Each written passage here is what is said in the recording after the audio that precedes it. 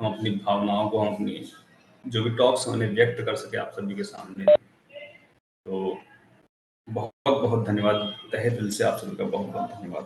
तो ठीक है, फिर शुरू करते हैं जी। मेरा टॉपिक है मन। तो मन एक्चुअली क्या है कि समाज में, इस समष्टि में जो भी जीव जगत, जो भी प्राणी है, मनुष्य मनुष्य के अंदर एक सोचने समझने की शक्ति होती है। इसीलिए मनुष्य का नाम ही मन से पड़ा। मनु की संतान है एक तो ये। दूसरा, जो चिंतन करने योग्य है वह मनुष्य है। तो सबसे पहले एक बार मंत्र पाठ से शुरू करते हैं। तो सभी आराम से एक बार आंखें बंद करके, कमर गर्दन सीधी करके, सहजता से मन को सहज रखते हुए, अपनी स्थूल क्रियाओं को शिथिल छोड़ते हुए, चेहरे पर एक मुस्कान को रखते हुए आराम से बैठ जाएंगे।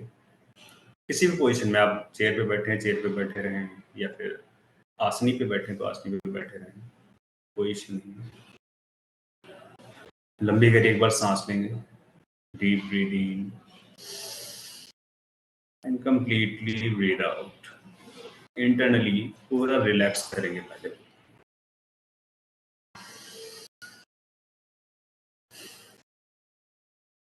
तीन बार ओम का उच्चारण, पुनः गायत्री मंत्र पाठ।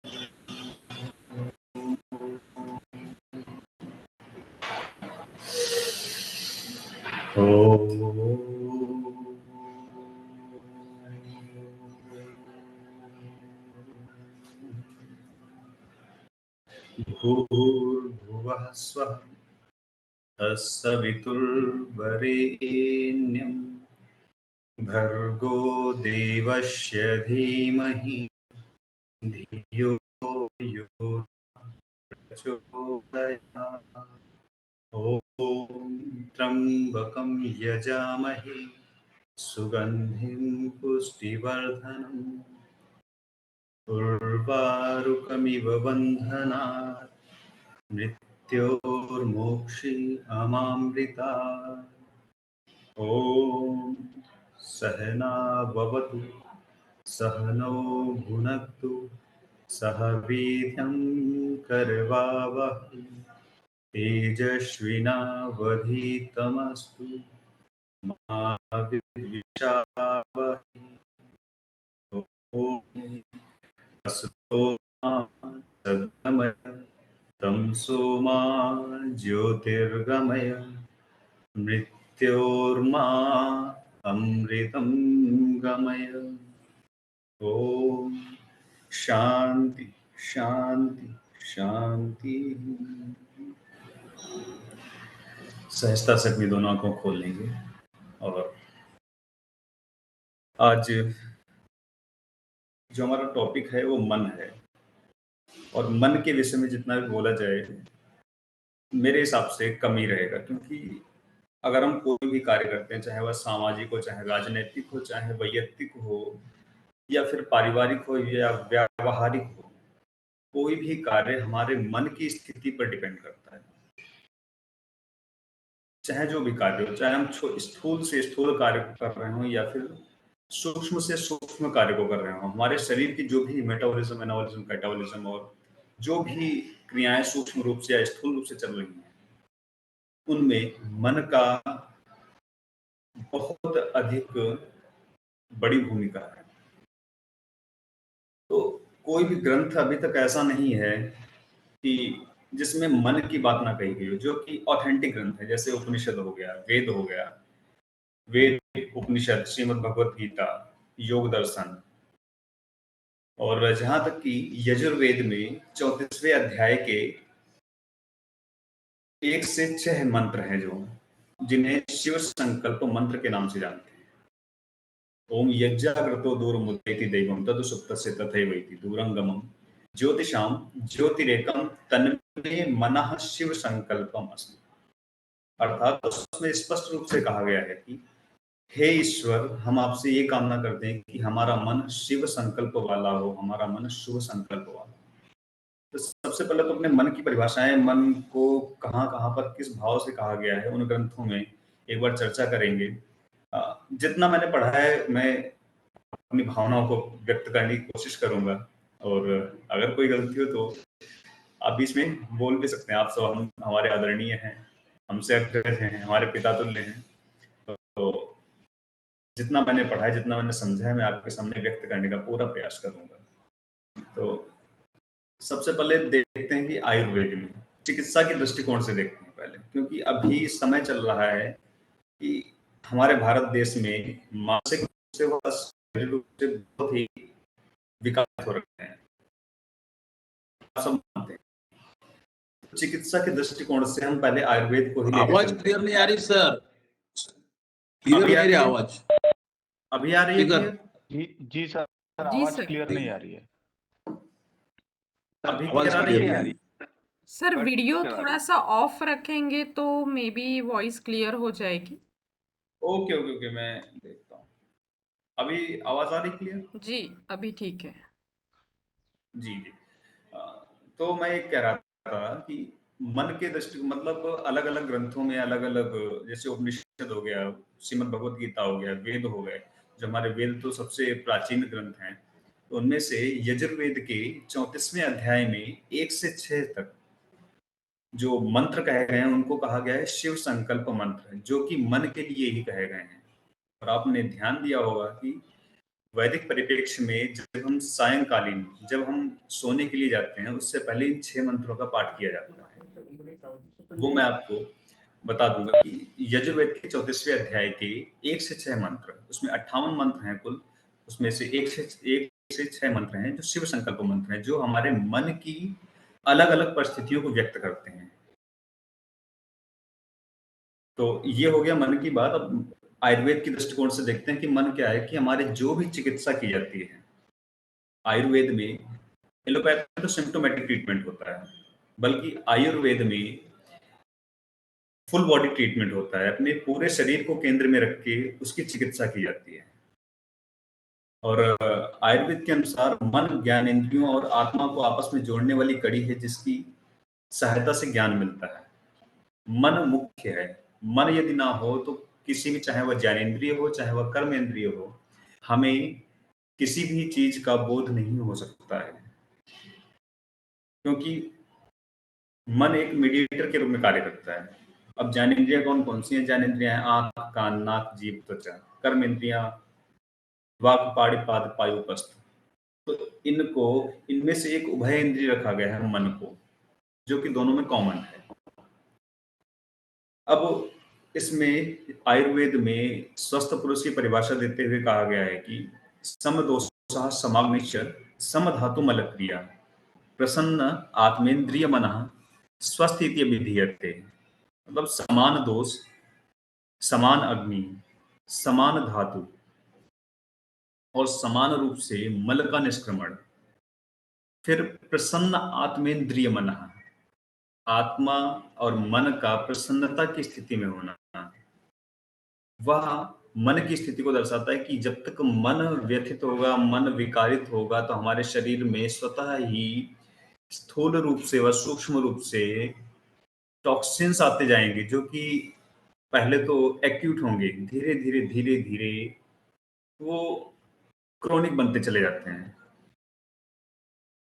तो इसमें भी एक तरीके से मन को बताया गया है। फिर इसका मुख्य लक्ष्य क्या है कि आयुर्वेद का प्रयोजनम चास्य स्वस्थ से स्वास्थ्य रक्षणम आतुर से विकार प्रशमनम च, स्वस्थ व्यक्ति के स्वास्थ्य की रक्षा करना और आतुर व्यक्ति के विकारों को दूर करना।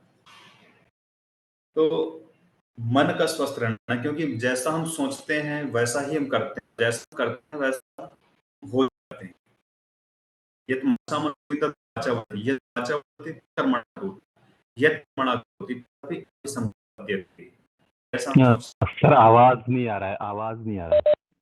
हो जाएगा सर, वो थोड़ा सा बीच में ब्रेक हो रहा है, but it will be fine. Sir continue करिए। अ, मैं एक बार चेक कर लेता हूँ जरा सिस्टम। हाँ, तो मन, फिर इनके सत्व रज तम, अब मन के गुणों को भी बताया गया है इसमें। सात्विक गुण, सात्विक मन, तामसिक मन व राजसिक।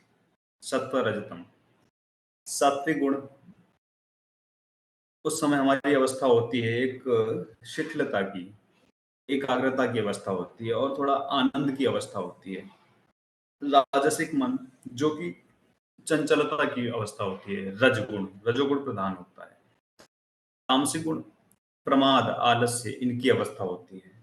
तो ये मन के स्वस्थ रहने व अस्वस्थ रहने के ये विकार, कि स्वस्थ रहेगा तो सात्विक रहेगा, मन अस्वस्थ रहेगा या विकारित रहेगा तो या तमोगुण से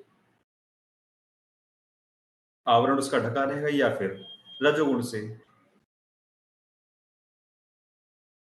फिर उसके बाद में सांख्य दर्शन के अनुसार 25 तत्वों को बताया गया है। सांख्य दर्शन के अनुसार 25 तत्वों को बताया गया है, जिसमें से भी मन उभय इंद्रिय है। प्रकृति पुरुष, फिर प्रकृति पुरुष का विवेचन करते हुए पंच ज्ञानेन्द्रिय, पंच कर्मेंद्रियां, एक उभय इंद्रिय मन है। इसमें भी, अब इसमें इसको दर्शाते हुए दिखाया गया कि इसका क्या है कि मन जब किस स्थिति में होता है तो वो किस गुण को प्रदर्शित करता है, कि सत्वम लघु प्रकाशकम, उपस्टंभकम चंचलम रजः, गुरुवर्णकमेव तमः। मतलब जब सत्व की स्थिति में होता है हमारा मन, उस समय प्रकाशमान होता है, जो भी हम अंतः प्रेरणा होती है वो प्रकाशित होती है। जब रजोगुण होता है तो चंचलता की स्थिति होती है। चले वाते चलम चित्तम निश्चलम निश्चले भवेत् योगी अब्दानु अपनोति ततो वायु निरोधयेत्। जब चंचलता की स्थिति होती है तो उस समय रजोगुण होता है। गुरुवर्णकमेव तमः, मतलब जो भारीपन होता है, आलस्य, निद्रा, भय, आलस्य, निद्रा, प्रमाद आदि, तो ये हमारे आते हैं तमोगुण की स्थिति में। फिर उसके बाद में आते हैं योग दर्शन में। अब योग दर्शन में भी मन की बात कही गई है, और एक्चुअली योग दर्शन ही पूरा मनोवैज्ञानिक ढंग से पेश किया गया है। योग, योगश्चित्त वृत्ति निरोधा, पहल दूसरा सूत्र है योगश्चित्त वृत्ति निरोधा। योग से चित्त की वृत्तियों का निरोध हो जाना ही योग है। अब चित्त की वृत्तियां कहाँ पे आएंगी? हमारे मानस पटल पे। अब उस मानस पटल से चित्त की वृत्तियों का निरोध हो जाना ही योग है। और योग क्या है? हमारी सम स्थिति का बना रहना योग है। सम स्थिति क्यों होगी? जब सभी हमारे जो भी क्रियाकलाप चले, चाहे वह सूक्ष्म हो चाहे वह स्थूल हो, अपनी अपनी क्रियाओं को देखते हुए उनकी समस्थिति का बना रहना और एक समाधि की तरफ अग्रसर होना। समाधि का तात्पर्य अगर हम शॉर्ट एक सरल भाषा में लें तो सर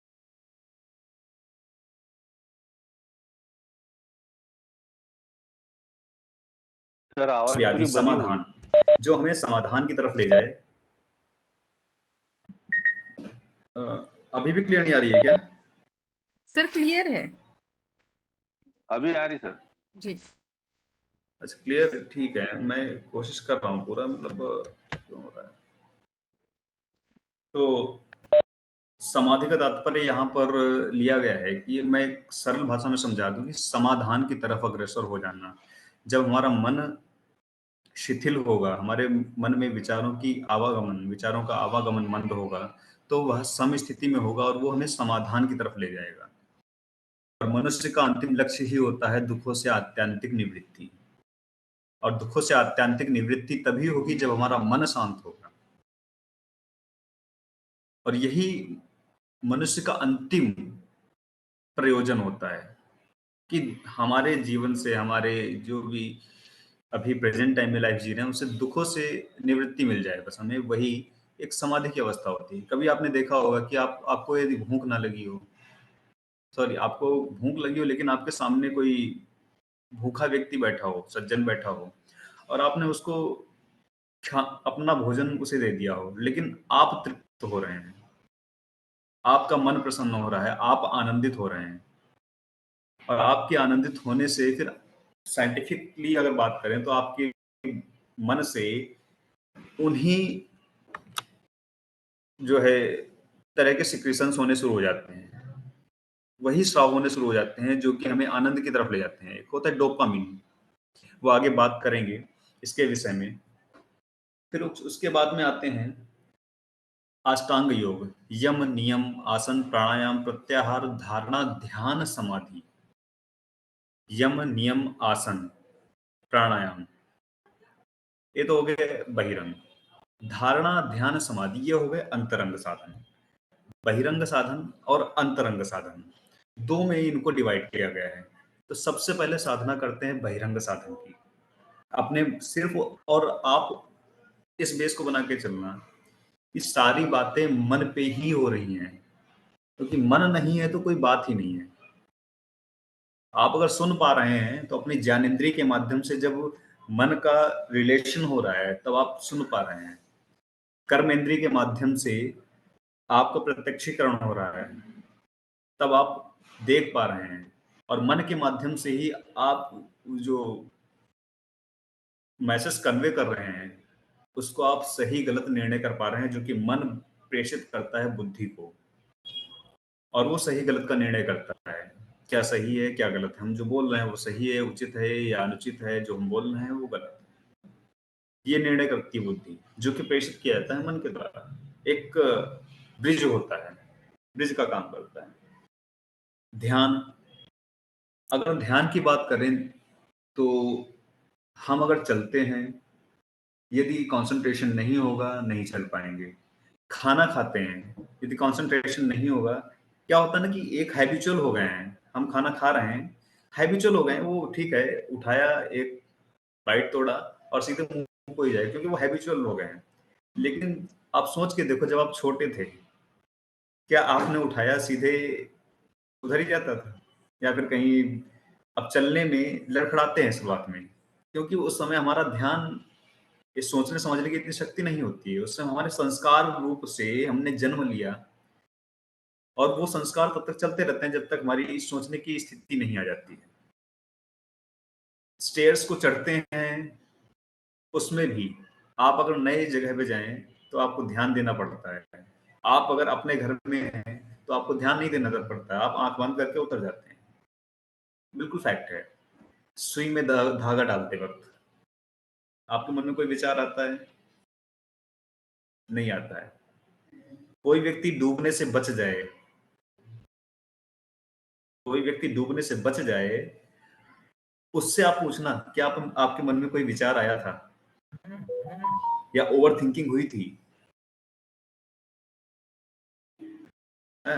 और बहुत सारी ऐसी चीजें हैं। आप अगर साइकिल धीरे चला रहे हैं, अब आप ये सोचें कि मैं और कितनी धीरे से साइकिल को चला सकता हूं, और कितनी धीरे से। At that time you will realize there should be no any thoughts in your mind, because of the full concentration on your breathe, on your direction, whatever you want to do. तो वही हो गया ध्यान की अवस्था। यही ध्यान की अवस्था जब मन शांत होता है, क्योंकि मन का मैकेनिज्म यह है कि मन एक समय में एक ही कार्य को करने में सक्षम हो पाता है। वो बात अलग है कि हाँ, हम देख रहे हैं कि मैंने इन्हें भी देख लिया, मैं आपको भी देख रहा हूँ, या फिर स्क्रीन पे जितने डिस्प्ले हो रहे हैं, मैं आपको भी देख रहा हूँ, मैं आपको भी देख रहा हूँ, मैं आपको भी देख रहा हूँ, लेकिन फोकस, ये एक कॉन्सेंट्रेटेड फोकस नहीं है, बस मैं देख रहा हूँ और समझ रहा हूँ। कभी कभी ऐसा होता होगा कि आपके सामने से कोई गुजर जाए, और आपको परिचित भी हो, आपने देखा भी है, लेकिन पता चलता है कि आपसे पूछ दिया जाए कोई गुजरा था आपके सामने से, गुजरा तो था, लेकिन देखा नहीं। ये स्थिति मन की होती है। वही एकाग्रता की स्थिति जब बढ़ जाती है, कंसंट्रेशन लेवल जब बढ़ जाता है, जब हम अपने श्वासों के प्रति एकाग्र हो जाते हैं, वही आगे चल के समाधि की स्थिति में पहुंचाती है हमें, जो कि एक सामान्य व्यक्ति भी कर सकता है। एक सामान्य व्यक्ति भी समाधि को प्राप्त कर सकता है। अब हम समाधि को हम ज्यादा, ये कहते हैं ना कि बहुत ही डीपली लेके गए, हमें पता कुछ नहीं है समाधि के विषय में, लेकिन बहुत ही डीपली लेके चले गए। हमें समाधि लेनी है। कोई बैठ गया अपने कब्र में, हैं, कोई बैठ गया पानी के अंदर, हमें समाधि लेनी है। तो वो उसे एक तरीके से समाधि की परिभाषा नहीं दे सकते। अगर सामान्य रूप से देखें, अगर व्यावहारिक जीवन में देखें, पारिवारिक जीवन में देखें, या फिर वैयक्तिक राजनीतिक इन परिस्थितियों में देखें, समाधि का अर्थ है समाधान, और समाधान तभी होगा जब आपका मन एकाग्र होगा।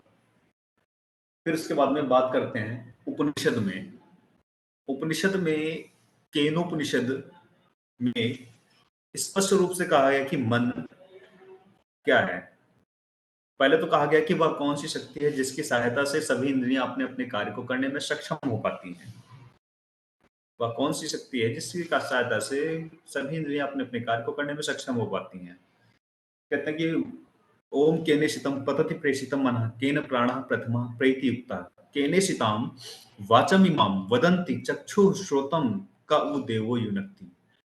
वह कौन सी शक्ति है जिसकी सहायता से हमारा मन सोचने में सक्षम हो पाता है, हमारी वाणी बोलने में सक्षम हो पाती है, हमारे कान सुनने में सक्षम हो पाते हैं, हमारी जिह्वा स्वाद लेने में सक्षम हो पाती है, हमारी त्वचा स्पर्श करने में सक्षम हो पाती है। तो इसमें मन के विषय में कहा गया है कि ये न मनोमतम तदेव ब्रह्म तब विद्धि नेतम यदिदम उपासते। कि मन वह है जिससे हम समझ पा रहे हैं, जिससे हम सोचने में सक्षम सोच रहे हैं, वह मन नहीं है, बल्कि जिससे मन सोचने में सक्षम हो पा रहा है, वह शक्ति, वह एक तरीके से इंद्रिय उसे कहते हैं, ना कि मन को। मन जिसकी सहायता से सोचने में सक्षम हो पा रहा है उसे इंद्रिय कहते हैं।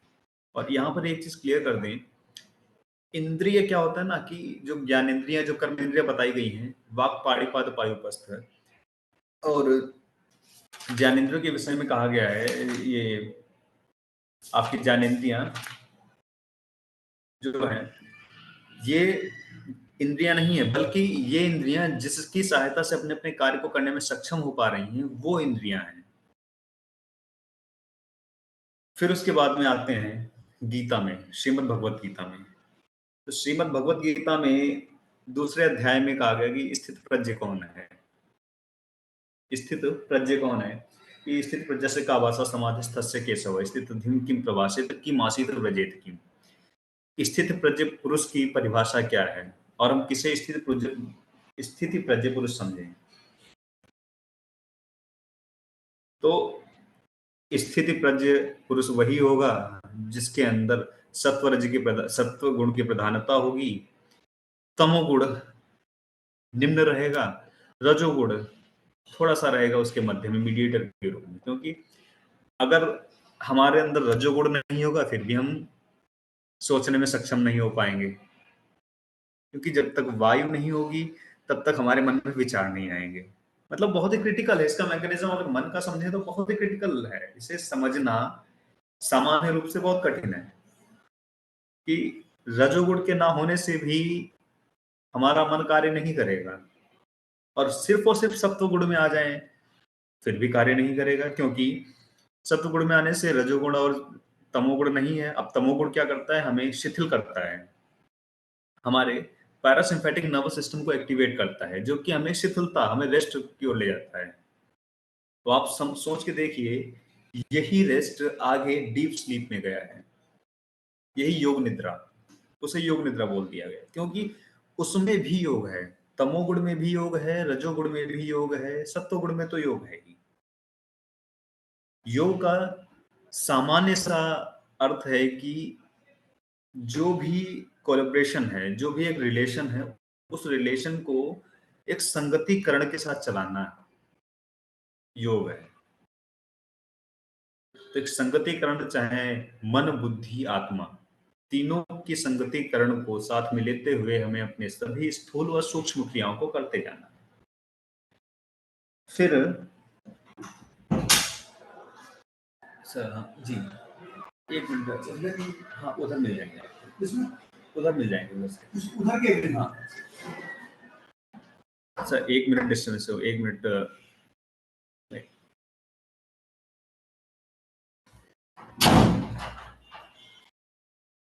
तो फिर उसके बाद में हम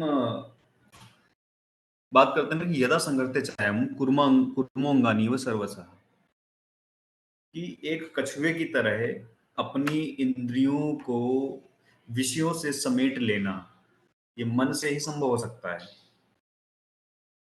जैसे कहते हैं ना कि मन कर रहा है कि रसगुल्ले खा लें, मन कर रहा है कि पनीर खा लें, आज मन कर रहा है कि हम आज वहां पे घूमने चले जाएं, या मन कर रहा है कि व्यसन कर लें।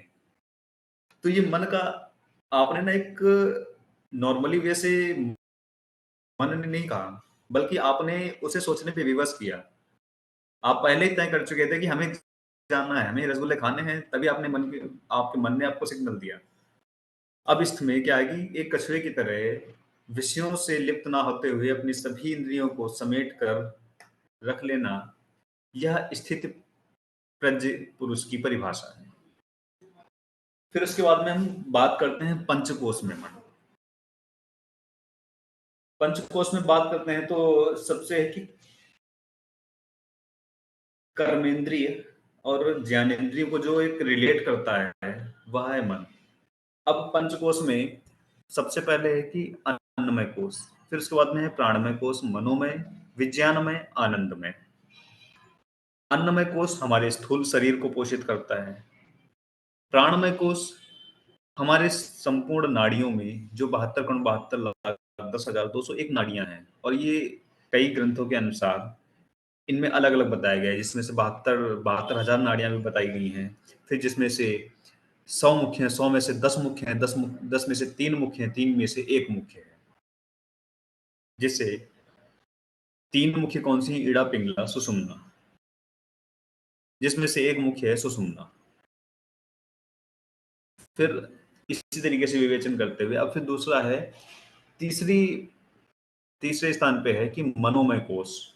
कोश मतलब संग्रह, किसी भी वस्तु का संग्रह करना, और उस संग्रहण से हमारे मन, जो जैसे मनोमय कोश में जो संग्रह हुआ उससे हमारे कौन से संस्कार बनते हैं। हमें अच्छे संस्कार बनाने हैं तो हमें अच्छे विचारों का संग्रह करना होगा, हमें बुरे संस्कार बनाने हैं तो हमें स्वाभाविक है कि हमारा मन गलतियों की तरफ या फिर बुरी चीजों की तरफ ज्यादा भागता है, क्योंकि हमारी प्रवृत्ति वैसी हो रखी है। वो एक उसमें आता है ना कि जाना में धर्मम न च में प्रवृत्ति, जाना में अधर्मम न च में निवृत्ति। जानता हूं कि धर्म क्या है, लेकिन उसमें प्रवृत्ति नहीं है हमारी, और यह भी जानता हूं कि अधर्म क्या है, लेकिन उससे हमारी निवृत्ति नहीं है।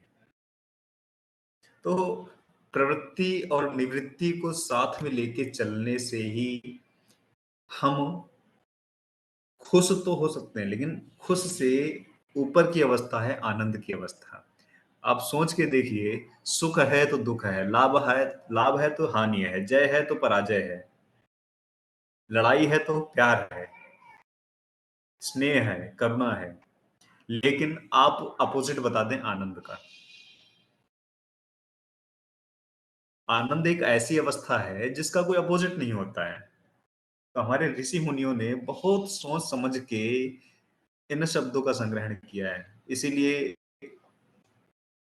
हमें अपनी संस्कृति पे गर्व तो होना ही चाहिए, और पूर्ण विश्वास, पूर्ण श्रद्धा होनी चाहिए। फिर मनोमय कोश हो गया, फिर मनोमय कोश के बाद में विज्ञानमय कोश, जो हमारी बाकी सभी क्रियाएं, सेल, टिश्यू, बोन्स, ये फिर स्थूल अपने जो भी विचार आते हैं, फिर संस्कार रूप से विज्ञान का अर्थ हो गया कि जन्म लेने का कारण। अब हमारा जन्म होता क्यों है? संस्कार के कारण। अब संस्कार ही हमारे ना बने, संस्कार का संग्रहण ना हो, तो हमें आगे मनुष्य, अब संस्कार के थ्रू ही हमारा पुनर्जन्म होता है, अगला जन्म होता है। अब जैसे हमारे संस्कार हैं, जैसे हमारे प्रारब्ध होते हैं, वैसे हमारे संस्कार, वैसे संस्कार होते हैं, वैसे ही हमें अगला जन्म मिलता है। तो संस्कार का संग्रहण कैसे करना है, और संग्रहण करने के पश्चात में जो संस्कार संग्रहण हो गए, उसके बाद में अब आपका कोई काम नहीं रह गया, अब काम रह गया विज्ञानमय कोश का। अंतिम अवस्था है आनंदमय कोश। आनंदमय कोश की अवस्था यह है कि जब हम नींद से उठते हैं और नींद पूरी हो जाती है, और बिल्कुल एक बार तन्हाई लेते हैं दोनों हाथों को ऊपर करके, उस समय आनंद की अवस्था थोड़ी बहुत होती है, एक क्षणिक। या फिर बहुत बड़ा काम अटका पड़ा हुआ हो, और वो एक समय के लिए बिल्कुल खत्म हो चुका हो, आपने बिल्कुल अच्छे से सहजता से समाप्त कर दिया हो, तो वो एक स्थिति होती है आनंद की अवस्था। और आप पता नहीं लगा पाते हैं, बल्कि यही समाधि की अवस्था होती है, जिस समय कोई भी विचार हमारे मन में कार्य नहीं करता है। आनंद की स्थिति में केवल हमारा मन इस स्थिति में होता है कि जैसे नदी में बहती अविरल धारा, वहां पर किसी भी प्रकार की कोई प्रतिक्रिया नहीं होती है। और जहां पर मन में आने वाले विचारों में प्रतिक्रिया हुई, वहां पर समझ लीजिए एक चैन बनती चली जाती है, फिर वो जीवन पर्यंत चली जाती है। अंतिम क्षण में भी वही याद आते हैं। इच्छाएं हमें अगला जन्म दिलाती हैं, इच्छाएं ही हमें हमारे विषयों से बांधती हैं। और ये सारा मन का काम है कि आपने अपने मन को कितना शांत रखा है।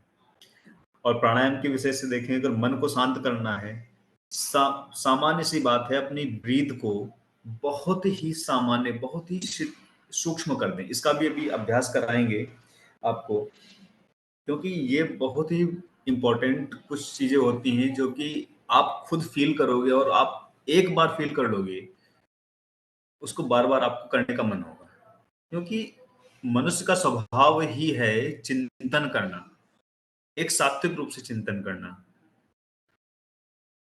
तो इसका मैं आगे आपको बताऊंगा। फिर उसके बाद में शिव संकल्प मंत्र, यजुर्वेद के 34वें अध्याय में जो 6 मंत्र दिए गए हैं, उनमें मन का विभाजन बताया गया है। मन का विभाजन बताया गया कि दैव मन होता है, यक्ष मन होता है, प्रज्ञान मन होता है, चेतस मन होता है, और धृति मन होता है।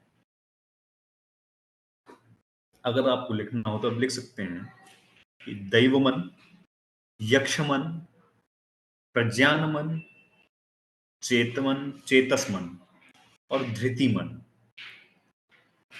यह मन को कैटेगराइज किया गया है, और इन 6 मंत्रों से ही सभी ग्रंथ आपस में मिल जाते हैं, चाहे वह उपनिषद हो, चाहे वह श्रीमद् भगवत गीता हो, चाहे वह और भी ग्रंथ हों, जो ऑथेंटिक ग्रंथ हैं, उनसे बिल्कुल सभी चीजों को समेटते हैं। और हम इन मंत्रों को पढ़ के ईश्वर से यही कामना करते हैं कि हे ईश्वर, हमारा मन शुभ संकल्प वाला हो।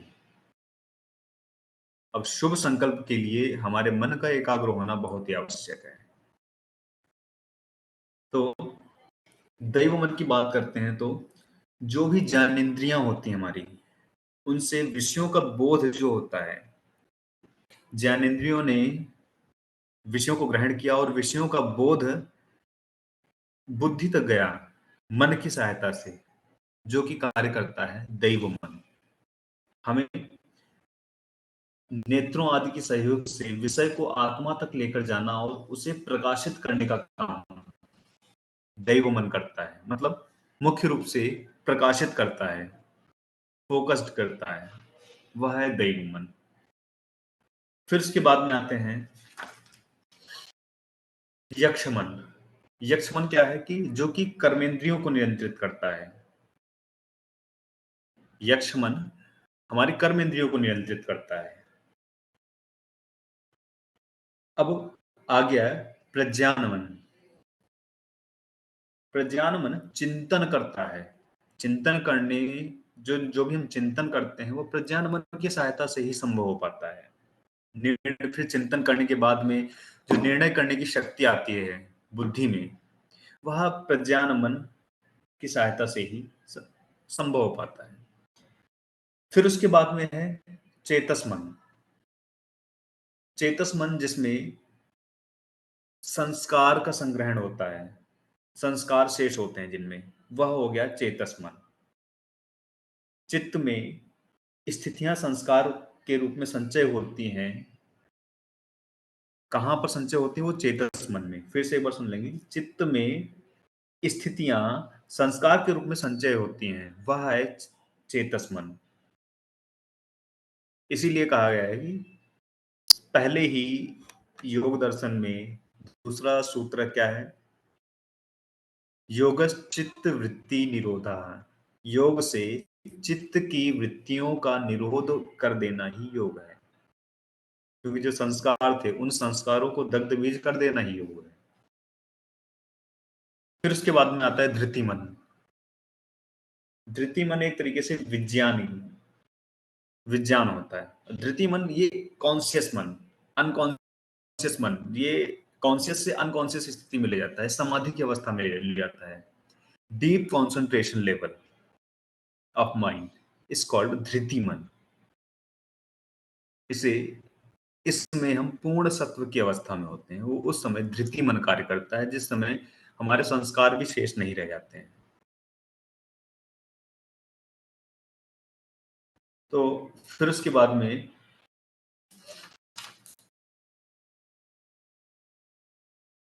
फिर होता है कि स्वप्न क्यों आते हैं। अब स्वप्न आते हैं, अब धृति मन, एक तो समाधि की अवस्था हो ही गई जिसे कहते हैं, अब डीप स्लीप पहुंच गए। अब डीप स्लीप में भी और धृति मन को और स्वप्न की अवस्था को, हम सोने की अवस्था को और धृति को या फिर डीप स्लीप को एक नहीं समझ सकते हैं। जब हम सोते हैं उस समय हमारा मन में कुछ ना कुछ क्रियाएं चल रही होती हैं। और वो क्यों चल रही होती हैं? क्योंकि उस समय भी कुछ ना कुछ रजोगुण होता है। और उस रजोगुण के कारण, उस चंचलता के कारण हमारे मन में विचार गति करते रहते हैं।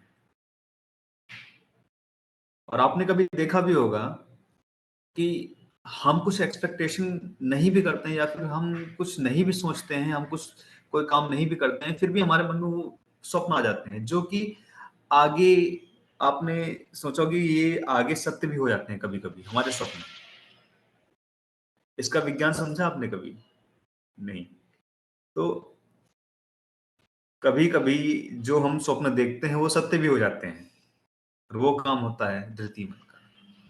क्योंकि उस समय की अवस्था इतनी एकाग्रता की अवस्था होती है जो कि हमें डीप कॉन्शियस, अनकॉन्शियस लेवल में ले जाके उन चीजों को लगती हुआ है। और जिस समय रजोगुण शिथिल रहता है, रजोगुण का तात्पर्य रहता है कि चंचलता उस समय नहीं होती है, तो स्वप्न नहीं आएगी। यदि चंचलता थोड़ी सी भी रहेगी, आपको पता नहीं चलेगा, लेकिन थोड़ी सी भी चंचलता रहेगी तो आपको स्वप्न आएंगे ही आएंगे। और इस चंचलता को समाप्त करने के लिए प्राणायाम का अभ्यास सोने से पहले बताया जाता है।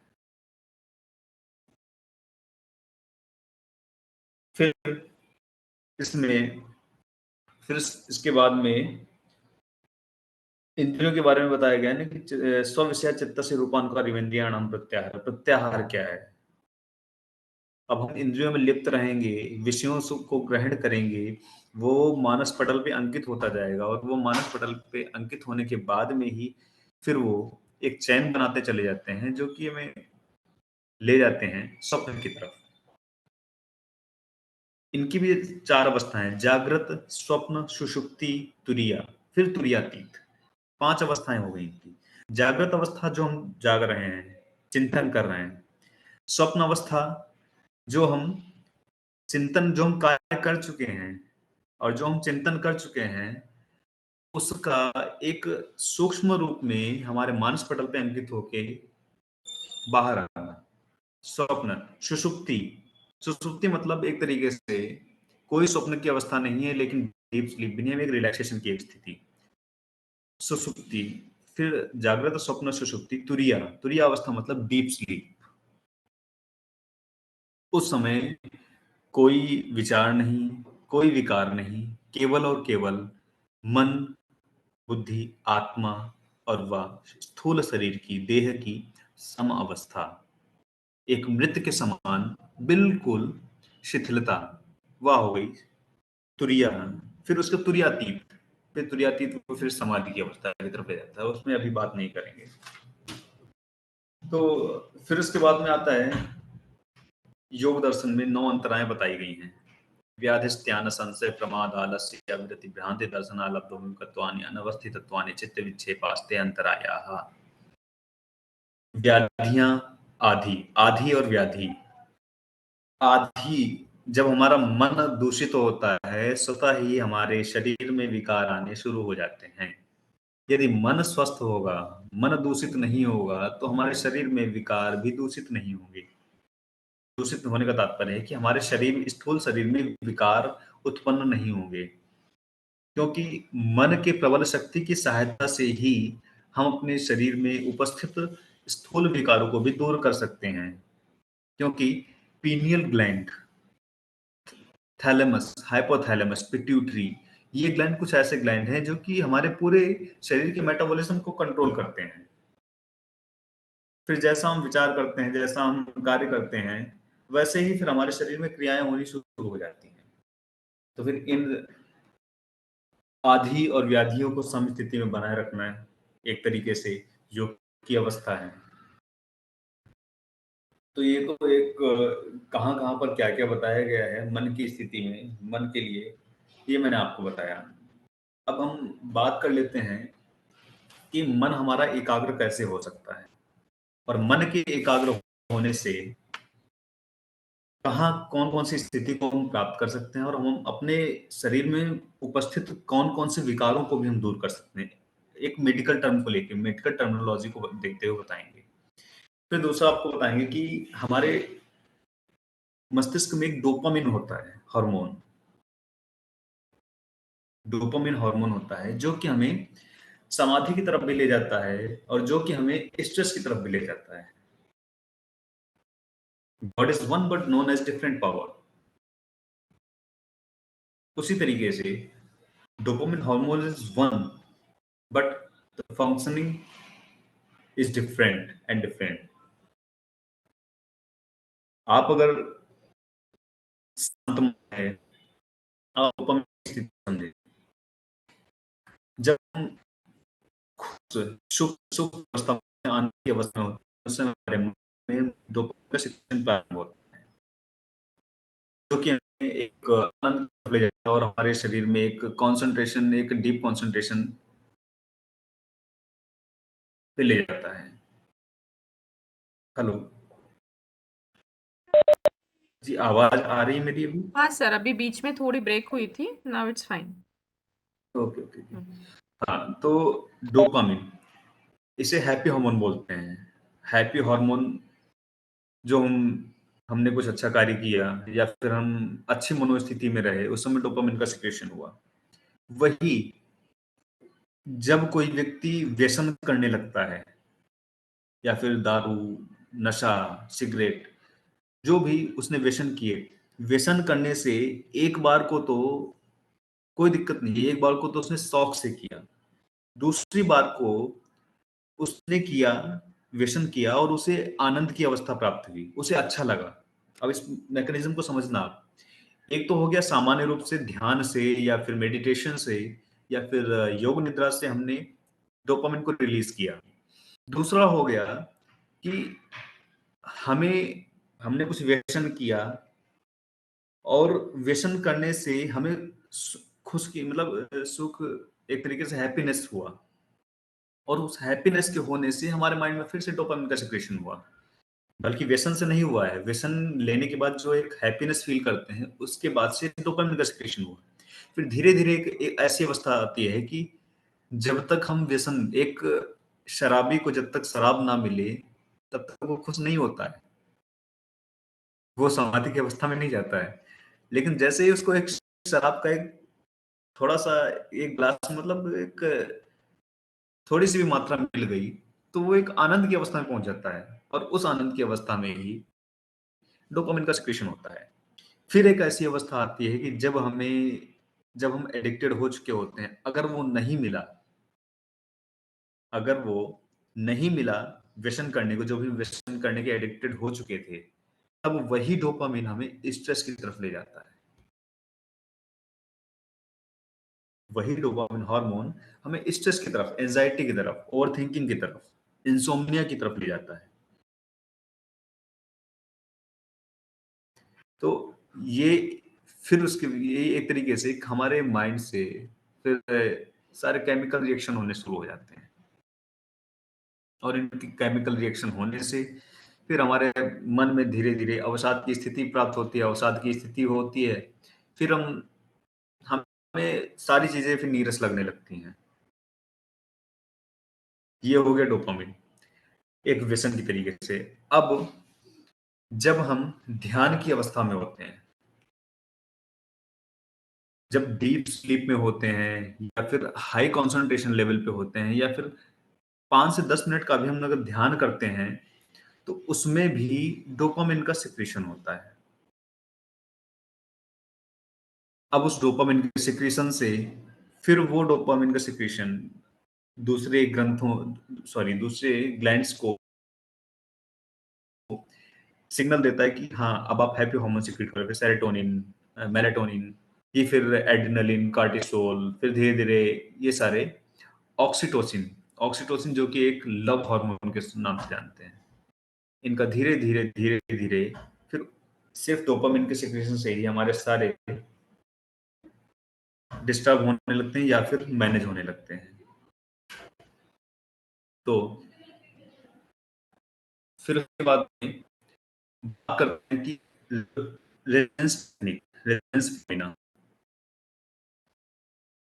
रेजोनेंस फिनोमिना में हम देखें तो ध्वनि हमारे, अब योग निद्रा करते समय अब यहाँ पे डोपामिन का यहाँ पे अब एक बार कोरिलेट करेंगे बीच में, क्योंकि जी फिर से एक बार बताइए। हाँ, जो अभी मैं बोलने जा रहा हूँ उसको मैं आपके मेडिटेशन से रिलेट करूंगा। MSRT, mind sound resonance technique. MSRT, mind sound resonance technique. आवाज कट रही है सर, आवाज क्लियर नहीं आ रही। अच्छा, अभी आ रही है क्लियर? अभी आई। हाँ, मैं बात कर रहा हूं कि MSRT को मैं अभी कोरिलेट करूंगा मेडिटेशन से। MSRT, mind sound resonance technique, उसको कोरिलेट करूंगा अभी मेडिटेशन से, कि जो भी साउंड्स हैं, अब प्रकृति में भी एक साउंड, एक संगीत रहता है, जो भी अब एक वातावरण जो जहां पे बैठे हैं, प्रत्येक जड़ व चेतन वस्तु का स्वयं का एक संगीत होता है। तो इसमें अब हमारे मन की तरंगे होती हैं, गामा, बीटा, अल्फा, थीटा व डेल्टा। अब इनकी फ्रीक्वेंसी होती है। नॉर्मली हमारे कान की फ्रीक्वेंसी कितनी होती है, कितनी फ्रीक्वेंसी तक हम सुन सकते हैं? 80 डेसिबल तक वॉइस हमारा कान एक्सेप्ट करता है। 80 डेसिबल तक वॉइस हमारा कान एक्सेप्ट करता है। अब हमारी वॉइस कितनी कम हो, उसकी फ्रीक्वेंसी कितनी कम हो जो कि हमें रिलैक्सेशन फील कराएगा, उसके लिए मैं बता रहा हूं अभी कि गामा, जो गामा वेव्स होती हैं, ये जो है 32 से 32 से 100 हर्ट्ज इनकी फ्रीक्वेंसी होती है। 32 टू 100 हर्ट्ज इनकी फ्रीक्वेंसी होती है। उस समय इस अवस्था में हमारी लर्निंग स्किल हाई होती है, परसेप्शन स्किल हाई होती है, प्रॉब्लम सॉल्विंग स्किल हाई होती है, डिसीजन मेकिंग स्किल हाई होती है। दूसरा है बीटा वेव्स। बीटा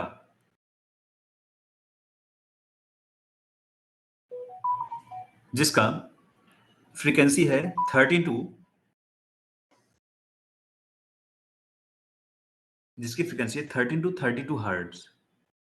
13 से 32 हर्ट्ज की इसकी फ्रीक्वेंसी होती है, जो कि हमारे चेतना को एक तरीके से सजगता प्रदान करती है, अलर्ट कॉन्शियसनेस, थिंकिंग एक्सीलेंट। अब थिंकिंग हम विचार करते हैं तो सहजता से वह एक हेल्दी थिंकिंग कर सकते हैं, और हमें कुछ नया जानने की इच्छा रहती है, मतलब एक्साइटमेंट रहता है कुछ नया करने का, जब हमारी मन की तरंग, मन की स्थिति ये होती है।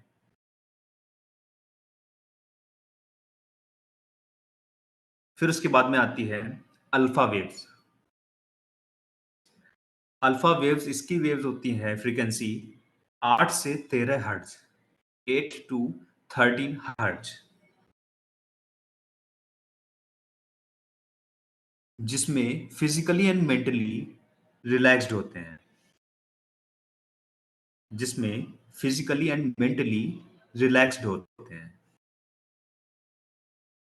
फिर उसके बाद में आती है थीटा वेव्स, जिसकी फ्रीक्वेंसी होती है 4 टू 8 हर्ट्ज,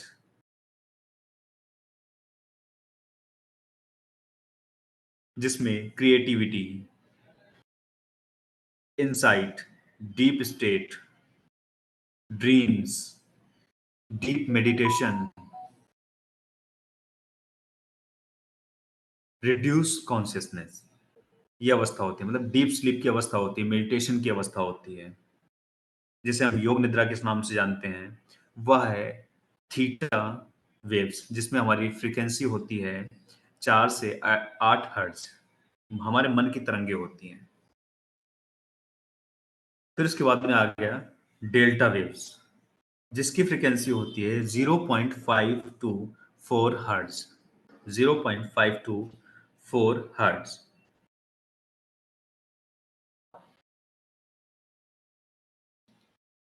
जिसमें कि ड्रीमलेस स्लीप, अनकॉन्शियस लेवल पे पहुंचना,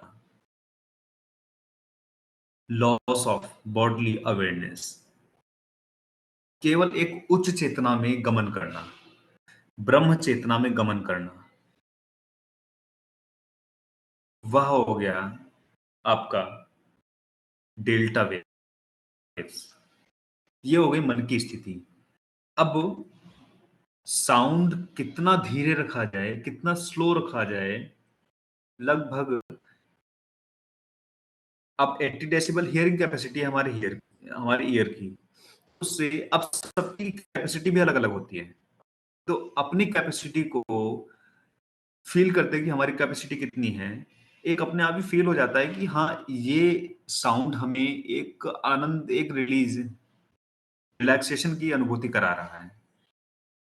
तो उस समय रिलैक्सेशन उस साउंड से, जैसे हम लेट गए या फिर सोच मृदंग की आवाज अपने मन में ले आओ और उसके विषय में सोचने लगे, नदी में बहती अविरल धारा की आवाज को गेस करके, इमेजिनेशन करके उसके बारे में सोचने लग गए, उससे भी साउंड क्लियर होता है।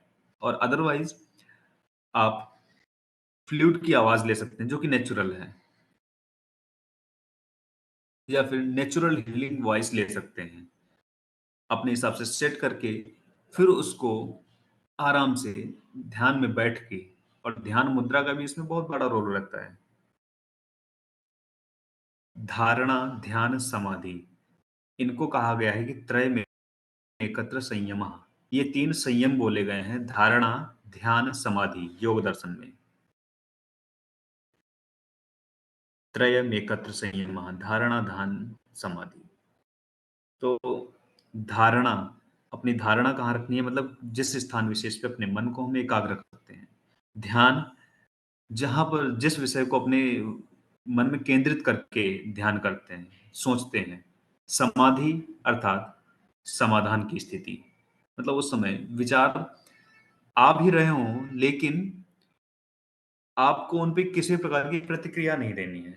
वह हो गया आपका समाधि की अवस्था, ध्यान की अवस्था। तो फिर उसके बाद में बात करते हैं DRT, deep relaxation technique. Deep relaxation technique जब हम बहुत ज्यादा थके हुए होते हैं, ये आपसे मैं एक तरीके से थेरेपेटिक योगा की बात कर रहा हूँ, कैसे हम माइंड से ही अपने शरीर को भी रिलैक्स कर सकते हैं। आप अगर और ज्यादा ऊपर बढ़ो तो हमारे शरीर के बहुत सारे ऐसे विकार हैं जिनको हम केवल और केवल मन की सहायता से दूर कर सकते हैं, क्योंकि मन की शक्ति होती है कि जिस प्रकार अगर सूर्य की रोशनी को यदि केंद्रित कर दिया जाए तो वह किसी भी वस्तु को जलाने की क्षमता रखता है। लेंस से यदि प्रकाश को एकाग्रचित कर दिया जाए या फिर कॉन्सेंट्रेटेड कर दिया जाए तो वह किसी भी वस्तु को जलाने की क्षमता रखता है। और ये तो हमारा जीता जागता मन है जो कि ईश्वर के द्वारा प्रदत्त है, जो कि ईश्वर ने बनाया है, ईश्वर की रचना है, तो इसमें तो कितनी शक्ति होगी। तो इस मन को, इस चेतना को उस स्थान पर शिफ्ट कर दें जहां पर आपके विकार हैं। जैसे कमर में लंबा स्पॉन्डिलाइटिस है, सर्वाइकल है, थोरैसिक पेन है, हेडेक है, या फिर सैटिका है, बहुत सारे ऐसे विकार हैं। और इंटरनली अगर पहुंचे तो स्टमक डिजीज है, अल्सरेटिव कोलाइटिस है, क्रॉनिक अल्सर है, और हीलिंग के लिए ये एक तरीके से लीवर फंक्शनिंग, और हमारे शरीर में लीवर सबसे ज्यादा फंक्शन करता है। कोई भी विकार हो, अपने ध्यान को लीवर के ऊपर शिफ्ट कर दो, क्योंकि वो प्लेटलेट्स भी वही देखे, हीमोग्लोबिन भी वही देखे, रोग प्रतिरोधक क्षमता वहीं से उत्पन्न हो, बाइल का सिक्रेशन वहीं से होता है, प्रोटीन्स को ब्रेक डाउन वही करता है, फिर और सारे एब्जॉर्प्शन, फिर इंसुलिन, पैनक्रियास में बीटा सेल्स का एक्टिवेशन। तो किसी भी ऑर्गन विशेष पे, किसी भी अंग विशेष पे जहां पे आपके विकार हैं, उस अंग विशेष पे अपने मन को कुछ समय के लिए शिफ्ट कर दें और अपने मन में मानसिक ओम का उच्चारण करते रहें, या फिर एक एक ही भाव रहे कि हमारे मन में जो विचार चल रहे हैं, एक सात्विक विचार, एक सात्विक भाव को वहां तक ले जाएं, और प्राण के माध्यम से जो हम श्वास ले रहे हैं, श्वास के माध्यम से उस स्थान विशेष तक अपनी भावनाओं को, अपने मन की प्रबल शक्ति को वहां तक ले जाएं। क्योंकि हमारे शरीर की लंबाई होती है 96 अंगुल। फुल बॉडी रिलैक्सेशन के लिए अब कभी भी आप चेक करके देख लेना, हमारे शरीर की लंबाई होती है 96 अंगुल। और कभी भी आप अपने फुल बॉडी रिलैक्सेशन के लिए कोशिश करें कि डीप ब्रीथ इन करें and deep completely breath out करें। जितनी आपके शरीर की लंबाई है उस लंबाई के बराबर श्वास को लेते रहें। शुरुआत आप यहां से करें कि 1 से 10 काउंटिंग तक श्वास भरें और 1 से 10 काउंटिंग तक ही श्वास को छोड़ें। इससे क्या होगा, जब आप 1 से 10 काउंटिंग तक श्वास भरेंगे तो आपकी एक लिमिटेशन हो जाएगी, हाँ हमें 10 काउंटिंग तक श्वास भरना ही भरना है। और 1 से 10 काउंटिंग तक श्वास भरेंगे तो आपकी श्वास के माध्यम से ऑक्सीजन भी एनफ क्वांटिटी में आपके शरीर के अंदर प्रवेश करेगी। और आपकी जानकारी के लिए बता दूं कि 95% of energy is comes from oxygen. हमारे शरीर में 95% जो एनर्जी है वो ऑक्सीजन से आती है, and 5% of energy comes from whatever we are taking foods, absorption से आता है। तो अधिक से अधिक श्वास को दीर्घ श्वसन करते हुए श्वास को ले जाएं उस स्थान विशेष तक, फिर से निगेटिव वाइब्स, निगेटिव एनर्जी को श्वास के माध्यम से ही बाहर छोड़ दें। तो डीआरटी में अगर मैं कराना चाहूँ तो आप लोग कर भी सकते हैं। वैसे आपकी अभी सीटिंग अरेंजमेंट बिल्कुल सही है, कोई दिक्कत तो नहीं है अभी अगर मैं कराना चाहूँ? एक बार कोई अनम्यूट करके बोल दे। यस सर, ठीक है कर सर, ठीक है, सकते करिए। हैं। कर सकते सर। Okay, okay. आपको कुछ नहीं करना है, बस एक तरीके से आपको फ़ील करना है कि आप लेटे हुए हैं, नथिंग मोर। एक बैठे हुए हैं, लेकिन आपको फ़ील करना है ये, क्योंकि एक वेबिनार है, वेबिनार में हम पर्सनली इंटरेक्शन नहीं कर सकते हैं, तो आपको केवल फ़ील करना है, एक तरीके से सोचना है, आपको समझना है कि मन को हम कहाँ तक ले जा सकते हैं और उसकी पावर को हम कैसे यूज़ कर सकते हैं, उसकी एनर्जी को हम कैसे यूज़ कर सकते हैं। और आप पाएँगे कि एक शरीर का एक टिश्यू, एक सेल्स भी रिलैक्स होता है। बिल्कुल रिलैक्स हो जाएँ, आँखें सहजता से बंद कर लें। There should be no any movement. There should be no any thoughts. Concentrate on your breath.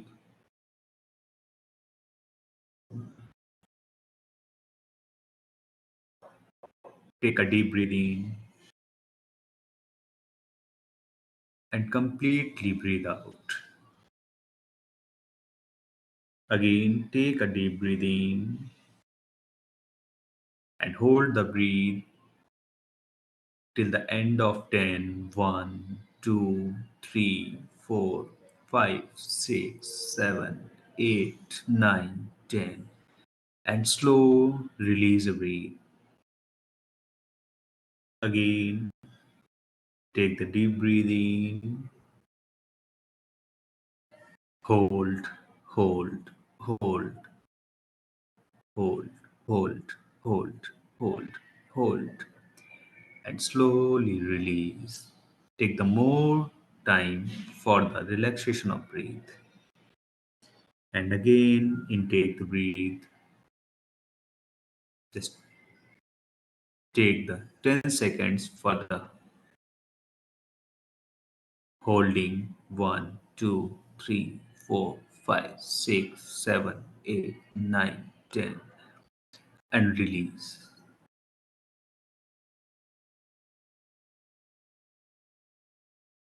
अपनी आंखों को बंद रखें। आप ऐसा अनुभव करें कि हमारी देह एक मृत के समान अपनी आसनी पर शिथिल लेटे हुए हैं। दोनों हथेलियां पार्श्व भागों में अपने हिप्स के दोनों तरफ, हथेली आसमान की तरफ आधी खुली हुई है। हमारे पैरों के मध्य में कंधे के बराबर फासला है। धीरे से अपने मन को, अपनी चेतना को, अपने कॉन्शियसनेस को अपने पैर के अंगूठों के ऊपर लेकर आए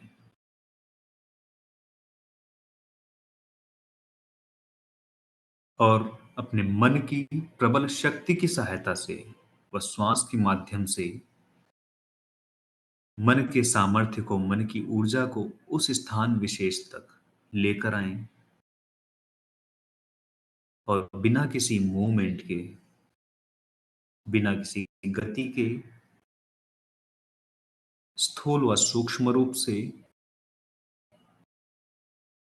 उस स्थान विशेष को शिथिल कराते हैं। सहजता से अपने मन को ऊर्ध्वगामी बनाते हुए अपनी पिंडलियों के ऊपर स्थापित करें। Just shift your consciousness on your calf muscles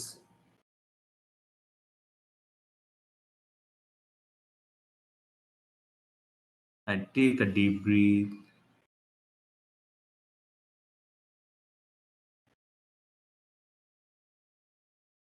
And carry the positive vibes, positive energy on that place and try to heal, heal, and heal.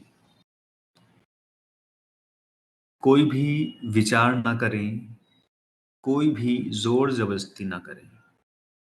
अपने मन की सहजता को बनाए रखते हुए केवल और केवल इंस्ट्रक्शंस को सुने और उसे फॉलो करें, उसका अनुसरण करें। सहजता से अपने मन को अपनी घुटनों के ऊपर शिफ्ट करें। अपनी चेतना को, अपने प्राण को, अपने कॉन्शियसनेस को अपने घुटनों के ऊपर स्थापित करें और प्राण के माध्यम से ऐसा अनुभव करें कि आप श्वास भर रहे हैं तो आपके श्वास की लंबाई आपके घुटनों तक है।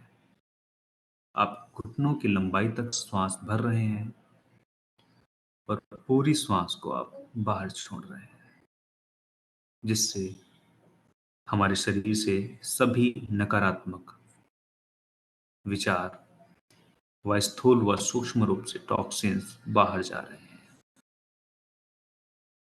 सहजता से अपनी चेतना को, अपने प्राण को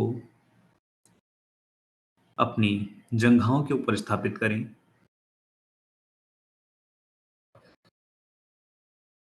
अपनी जंघाओं तक प्राणवायु को उस स्थान तक लेकर आएं और अपने मन के प्रबल शक्ति की सहायता से वहां की हर एक मांसपेशी को, हर एक सेल्स को, हर एक टिश्यू को शिथिल कराते रहें।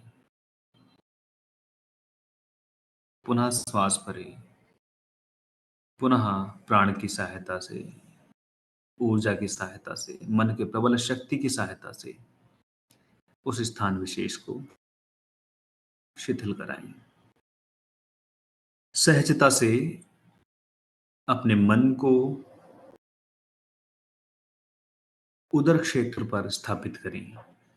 Just shift your consciousness on your abdomen.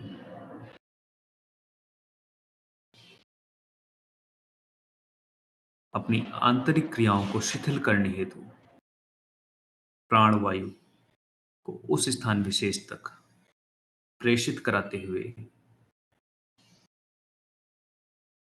एक सकारात्मक ऊर्जा प्रदान करें और धीरे धीरे सभी क्रियाओं को शिथिल करते जाएं, अपने पैरासिम्पैथिक नर्वस सिस्टम को एक्टिवेट करते जाएं।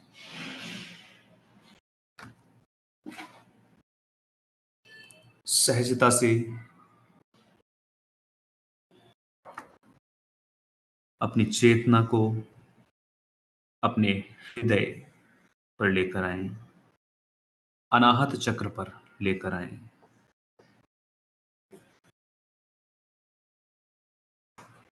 प्राणवायु को अनाहत चक्र तक भरते हुए अपने लंग्स को, अपने हार्ट को धीरे धीरे शिथिल होने दे, शांत होने दे और एक सकारात्मक ऊर्जा प्राणवायु के माध्यम से प्रेषित कराएं।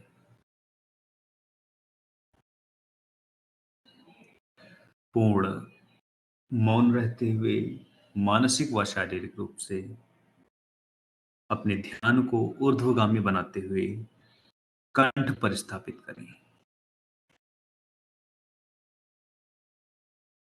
अपने विशुद्धि चक्र को स्वस्थ बनाने हेतु थायराइड व पैराथायराइड ग्लैंड को स्वस्थ बनाने हेतु अपने मन को, अपने प्राणवायु को उस स्थान विशेष तक लेकर जाएं और सहजता से सभी क्रियाओं को शिथिल करें, उनके स्राव को और स्वस्थ रखने की कामना करते हुए कि सभी स्राव स्वस्थ रूप से हों। Thyroid stimulating hormone, growth hormone, follicle stimulating hormone, ये सभी हार्मोन स्वस्थ रूप से कार्य करें।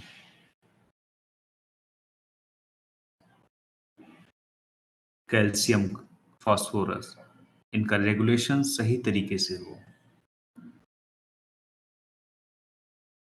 इसके लिए अपने विशुद्धि चक्र पर ध्यान करते हुए अपने सभी ग्लैंड्स को शिथिल करें, स्वस्थ करें।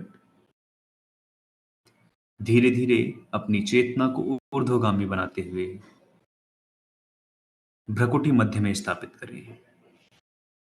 Just shift your consciousness in the middle of eyebrows on आज्या चक्र और अपने मन को बिल्कुल स्वतंत्र छोड़ दें। कोई विचार नहीं, कोई विकार नहीं, केवल आपके मन में आनंद की अवस्था। यदि विचार आ भी रहे हैं तो उन्हें स्वतंत्र छोड़ दे, एक नदी में बहती अविरल धारा के समान। और अपने आज्या चक्र पर, अपने मानस पटल पर ओम के चित्रण का ध्यान करते हुए, इनमें दो अवस्थाएं हो सकती हैं। आप ओम के चित्रण का ध्यान भी कर सकते हैं। यदि फिर भी मन भटक रहा है तो मृत के समान अपनी मन को, अपने देह को बिल्कुल स्वतंत्र छोड़ दें, किसी भी प्रकार की कोई प्रतिक्रिया ना दें। अब सहजता से दोनों हथेलियों में हल्की कराएं, पैरों की उंगलियों में हल्की सी गति प्रदान कराएं। एक बार प्राण का प्रवाह संपूर्ण शरीर में कराएं, दीर्घ श्वसन करते हुए। फिर से दीर्घ श्वसन करें और अपनी सभी शारीरिक स्थूल व सूक्ष्म स्थितियों को सम होने दें। अपनी सम स्थिति में वापस आने दें। अब धीरे से दोनों हथेलियों को ऊपर उठाएं। आराम से घर्षण करेंगे, बहुत आराम से, क्योंकि जब हम मेडिटेशन करते हैं उस समय कभी भी तीव्रता से अपनी शक्तियों का घर्षण नहीं करना चाहिए। बहुत आराम आराम से, एक ध्यान पूर्वक और सहजता से अपनी दोनों हथेलियों को अपनी आंखों के ऊपर रखें। आंखों को ब्लिंक करें और शिथिल स्वतंत्र छोड़ दें।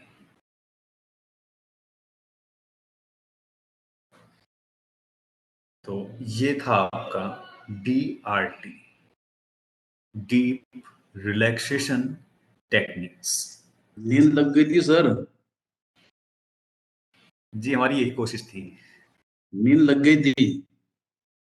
जी जी, ये मेरे लिए खुशी का पल है कि मैं वेबिनार के माध्यम से भी आपको मैंने नींद ला दी। सर बहुत अच्छा था, जी, बहुत आप अच्छा। जो है आप पूछ सकते हैं। आप सर पूछ सकते एक हैं कुछ। क्वेश्चन मुझे पूछना है वैसे कि मन के विषय में जी, हेलो। मैं एक एक एक बुक दिखा देता हूँ जो कि जिसमें कि अभी बात करने को बहुत कुछ था, क्योंकि एक समय की अल्पता है, इसलिए मन के ऊपर पूरा विस्तार से नहीं बोल सकते हैं। अभी आवाज आ रही है? हाँ सर, वो अब आ रही है वीडियो। आवाज? अभी आ हाँ रही है आवाज? हाँ जी, हाँ जी, अभी आ रही है।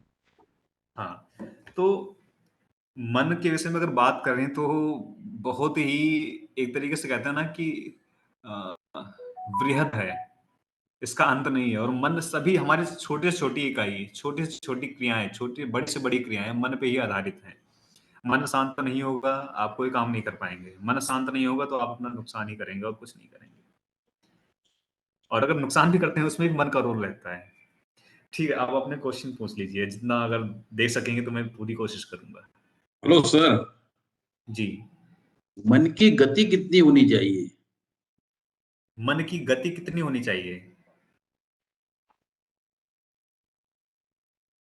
आपका यही क्वेश्चन है, मन की गति कितनी होनी चाहिए? हाँ। एक्चुअल में सर मन की गति हमारे डिपेंड करती है, जो तीन हमारे गुण होते हैं, सत्व, रज, तम। सात्विक गुण, राजसिक गुण और तामसिक गुण। अब ये डिपेंड करता है कि आपकी कौन सी प्रकृति है जब आप ध्यान कर रहे होते हैं, जब आप सामान्य जीवन जी रहे होते हैं? आपकी सात्विक प्रवृत्ति, आपकी राजसिक प्रवृत्ति है या फिर आपकी तामसिक प्रवृत्ति है? जैसे वात पित्त कफ, आयुर्वेद में वात पित्त कफ को कहा गया है, उसी प्रकार उसमें भी सत्व रजतम को कहा गया है कि एक उसके माध्यम से अगर देखें, एक मिनट होल्ड।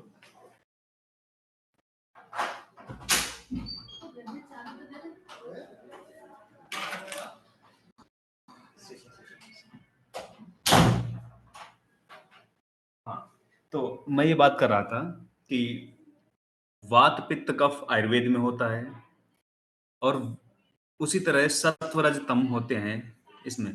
तो सत्व की अवस्था में हमारा मन बिल्कुल शांत रहता है, रज की अवस्था में हमारा मन चंचल रहता है। आप जब रज की अवस्था ज्यादा होगी तो आप अधिक समय तक आंख को बंद नहीं रख पाएंगे, और तमोगुण की अवस्था होती है तो उसमें तो बिल्कुल निद्रा। और ये सत्व रज तम सभी के लाइफ में होता है। तमोगुण नहीं होगा तो आपको नींद नहीं आएगी, रजोगुण नहीं होगा तो आप क्रियाशील नहीं रहेंगे, सत्वगुण नहीं होगा तो आप चिंतनशील नहीं रहेंगे। आप किसी भी कार्य को डिसीजन मेकिंग करते हैं ना, तो कहते हैं कि शांत मन से डिसीजन लो, तो वो अवस्था होती है शांत मन की, सत्व की अवस्था होती है। तो क्लियर हुआ सर? मेरा कहना है कि मन की गति को नापना है, गति वो तो सर कैसी रहेगी। उसके लिए सर उसकी मन की गति को सर अभी तक डेसिबल में पूछ रहे हैं। वो सर उसकी गति कितनी, जैसे हम अभी यहाँ हैं तो हमारा दिमाग अमेरिका में चल रहा है, क्या हो रहा है, तो ये जो गति है इसको कितनी होगी ऐसी, मतलब हम जो सोच हम यहाँ बैठे हैं हमारे विचार और कहीं चल रहे हैं। हाँ, तो ये आपका देखो वही मैंने कहा ना, ये आपका रजोगुण प्रवृत्ति है, तो आपके विचार जो चल रहे हैं। दूसरा, अभी तक कोई मन के स्केल को नापने वाला कोई यंत्र नहीं बना है। सर आप चंचल हो, रजोगुण में हो, इसलिए अमेरिका जा रहे हैं आप। एक्चुअल में क्या है ना सर, कि सर को अमेरिका जाना है। आई थिंक इसीलिए वो ऐसा बोल रहे हैं। रिलैक्सेशन साउंड पूछ रहे हैं। रिलैक्सेशन साउंड कितना रहना चाहिए, कितने डेसिबल में रहना चाहिए, ये पूछ रहे हैं इन्फिनिटी कितनी रहेगी उसकी? जी पार्डन प्लीज। वो रिलैक्सेशन साउंड कितना रहना चाहिए यही पूछ रहे हो, वो कितने डेसिबल में रहना चाहिए। हाँ, रिलैक्सेशन साउंड सबकी एक्सेप्टेंस पावर अलग अलग होती है। जैसे कि किसी को ऊंचा सुनाई देता है या फिर किसी को बहुत ही शार्प हियरिंग क्वालिटी होती है, तो उसको हियरिंग क्वालिटी के ऊपर डिपेंड करता है कि 80 डेसिबल से 50 डेसिबल के मध्य में वॉइस कर सकते हैं। अब 50 टू 30 टू 50 के बीच में, अब जिसकी हियरिंग कैपेसिटी, हियरिंग क्वालिटी अच्छी है, तो उसके लिए वो अच्छी है 30 टू 50 डेसिबल्स। फिर उसके ऊपर जैसे जैसे बढ़ते हैं, जैसे कि किसी के कान में कोई प्रॉब्लम है, हमें कम कम सुनाई देता है, तो उसके लिए तो वो वॉइस सामान्य नहीं होगी। जी सर आपने बताया था ये अल्फा बीटा गामा का। हेलो, एक जन पूछिए। हाँ, डेटाबेस बताया सर, उसके जी। पहले आपने क्या बताया सर? जी वो 4 से 8 हार्ड जिसकी होती है, ओके डेटाबेस के पहले। हाँ हाँ, जो मैंने वो बताई थी, फ्रीक्वेंसीज बताई थी जो मैंने। अल्फा बीटा गामा के बारे में पूछ रहे शायद सर। हाँ जी, ये जो है हमारे मन की, हाँ, जब गामा हम गामा हमारे मन, जी, इसमें ये आप सामान्य रूप से समझ सकते हैं कि जागृत, स्वप्न, सुषुप्ति, तुरीय अवस्था, इन अवस्थाओं में हमारे मन की तरंग क्या होती है। जागृत, स्वप्न, सुषुप्ति, तुरीय और तुरीयातीत, इन अवस्थाओं में 5 अवस्थाएं होती हैं ना चेतना की। इन 5 चेतना की अवस्थाओं में हमारे मन की तरंग क्या होती है, कितनी हर्ट्ज होती है उस समय, तो ये बताया था। जी ओके सर, ओके, धन्यवाद। सर जी, ने जो जी। मन का विभाजन बताया था वो एक बार अगर जी। रिपीट कर देंगे तो अच्छा रहेगा। जी बिल्कुल। पहला था हेलो, जी, पहला था दैवमन।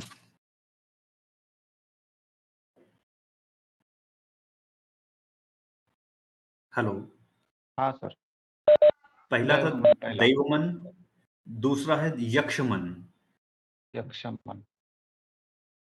तीसरा है प्रज्ञानमन, प्रज्ञानमन। फिर चेतसमन, चेतसमन। धृतिमन। श्रुतिमन। जी, ये आपको साइंटिफिकली एक तरीके से हमारे ऋषि मुनियों ने इन्हें पहले ही कैटेगराइज कर दिया था, जो अब हम आज हम कैटेगराइज करते हैं तरंग के रूप में। आप इसे मुख्य रूप से, क्योंकि मैं थोड़ा वेदों का एक तरीके से, मेरे को ज्यादा वेद मतलब एक स्पिरिचुअल लाइफ ज्यादा अच्छी लगती है, तो मैं एक वेदों का परिप्रेक्ष्य लेते हुए बोलूंगा कि जो चीजें हम अभी पढ़ रहे हैं मनोविज्ञान, वो हमारे ऋषि मुनियों ने काफी पहले बता चुके थे, उनका विभाजन भी कर चुके थे, उनकी तरंग भी बता चुके थे, और उनकी स्थितियां किस किस किस स्थिति तक क्या क्या, कौन कौन सी स्थिति तक हम पहुंच सकते हैं, ये सारा पहले से ही तय तय हो चुका था। लेकिन एक्चुअल में मेरा टॉपिक ही, अभी मैं पीएचडी कर रहा हूँ, तो मेरा टॉपिक ही है इफेक्ट ऑफ शिव संकल्प मंत्र on work performance using resonance phenomena. जो, क्योंकि शिव संकल्प मंत्र पे अभी तक बहुत कम वर्क हुआ है, बल्कि शिव संकल्प मंत्र ही मन के लिए है। लेकिन आज हम मनोविज्ञान पढ़ रहे हैं, जिसमें बिहेवियर साइंस और सब। आप सोच के देखो, आज हम जानवरों पे उनका बिहेवियर देख के हम इंसानों की बिहेवियर को तय करते हैं। साइकोलॉजी में यही होता है कि एक कुत्ते को डाला, बिहेवियर, उसका बिहेवियर साइकोलॉजी का है, एक कुत्ते को उसी समय पे भोजन दिया, फिर दूसरे दिन उसी समय पे भोजन दिया, फिर तीसरे दिन उसी समय भोजन दिया, तो उसका सलाइवा भी उसी समय ही सिक्रीट होगा। आप चौथे दिन ना भी दो फिर भी। तो ये तो पता नहीं, हमारे ऋषि मुनि पहले से ही बता चुके थे कि आपका आपने कौन सा नया कर दिया। तो इसीलिए मैं आप लोगों से रिक्वेस्ट यही करूंगा कि थोड़ा वेदों को, और ये खासकर अगर वेद भी ना पढ़ सके, उपनिषद पढ़ लें, उपनिषद पढ़ लें, श्रीमद् भगवत गीता पढ़ लें। इसमें आपको जो भी प्रेजेंट टाइम में चल रहा है उसका भी हल मिल जाएगा, सारे क्वेश्चंस के आंसर मिल जाएंगे आपको, और ये आपको पढ़ना चाहिए, आई थिंक। जी, और कोई क्वेश्चन? जी सर आपने जो अभी टॉपिक बताया है संशोधन का। हेलो जी, सर, अभी जो आपने टॉपिक बताया संशोधन का, तो उसका गृहीत कृत्य क्या हो सकता है? गृहीत कृत्य हाइपोथेसिस। मतलब उसका आउटकम क्या हो सकता है ना? हाँ।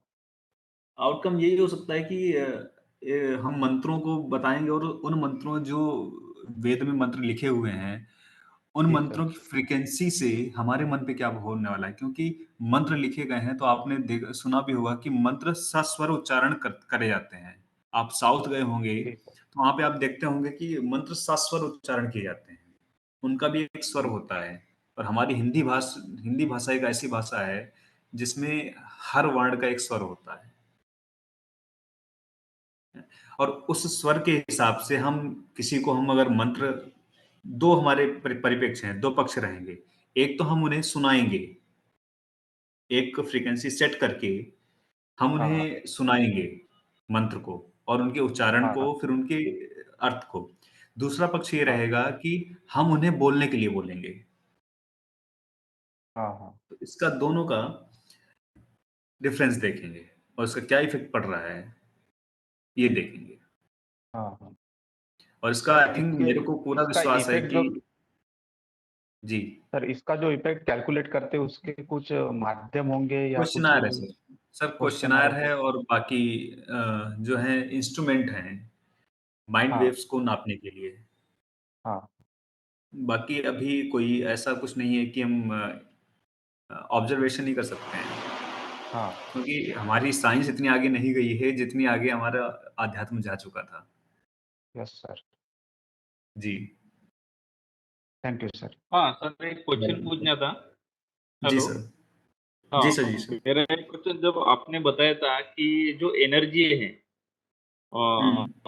तो एनर्जी 95% ऑक्सीजन से मिलती है बोले, जी जी। और 5% अपन जो फूड टेकिंग करते हैं उससे मिलती है।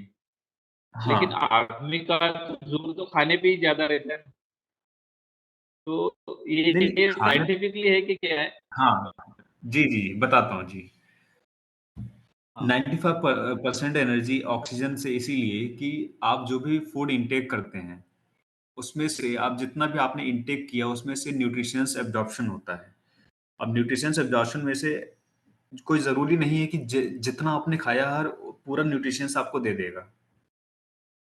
लेकिन ऑक्सीजन आप अगर इनटेक कर रहे हैं तो उसके साथ में बहुत सारी ऐसी गैसें जा रही हैं आपके ब्लड में, जो कि आपको डायरेक्ट न्यूट्रिशन पहुँचा रही हैं।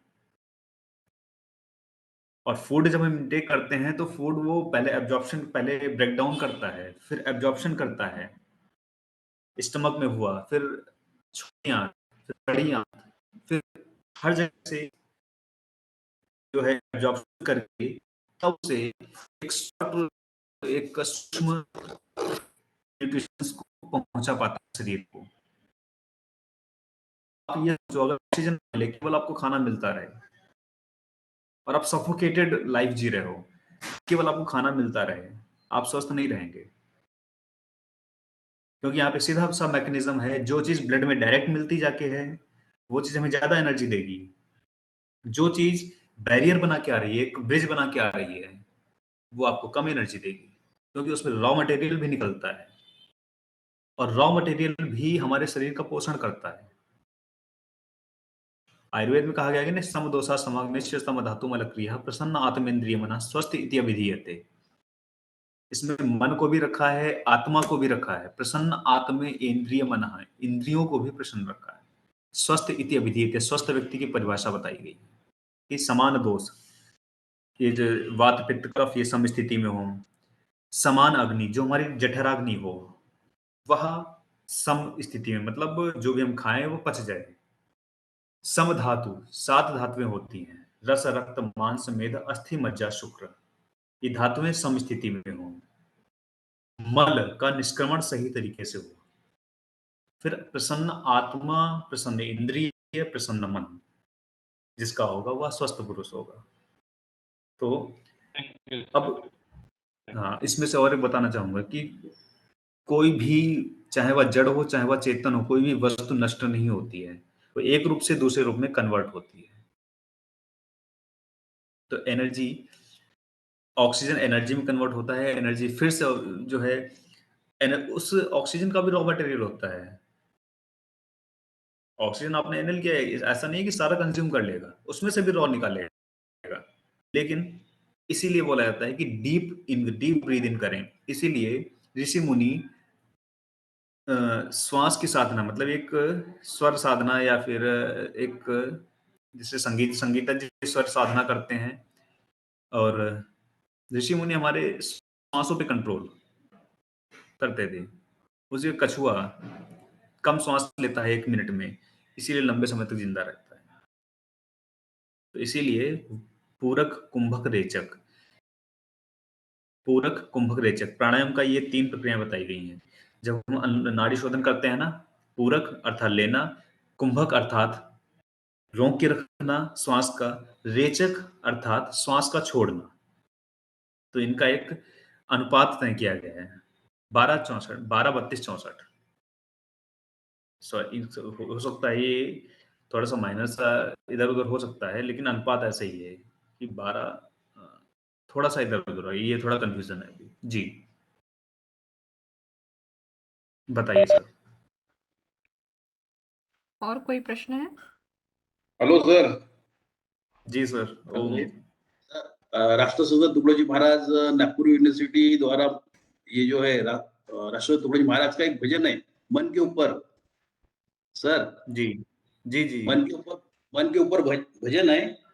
मन जी जी नहीं माने फिरे अन जाने समझत नाही बताए बताए, कैसे करूं तेरा ध्यान, कैसे करूं तेरा ध्यान। धन्यवाद सर।